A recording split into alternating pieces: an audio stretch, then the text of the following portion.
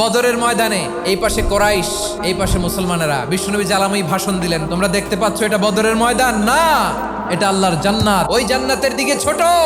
বিশ্বনবীর কথা শোনা মাত্র সাইয়েদনা উমাইর ইবনুল হুমাম বললেন বাখ বাখ, মানে চমৎকার। বিশ্বনবী বললেন মা ইয়াহমিলুকা আলা কওলিকা বাখ বাখ ইয়া উমাইর, আমার এই কথা শুনে তুমি কেন বললা বাখ বাখ? ইয়া রাসূলুল্লাহ, আপনার এই কথা শুনে আমি বড্ড খুশি হয়েছি, আর আমি প্রত্যাশা করছি আমি যদি ওই জান্নাতের মালিক হতে পারি তাহলে কতই না ভালো হতো। সুবহানাল্লাহ বলেন। বিশ্বনবী বললেন উমাইর আনতা মিন আহলিহা, তুমি ওই জান্নাতের অধিবাসী, তুমি জান্নাতি। উমাইর চিন্তা করলেন আমি জান্নাতি, নবীর মুখ দিয়ে যখন বেরোইছে ওই জান্নাতে তো আমার ঢুকতেই হবে, কিন্তু হাতে 3টা খেজুর খেয়ে যদি জিহাদের ময়দানে যায় তাহলে জান্নাতে যেতে তো দেরি হয়ে যাবে।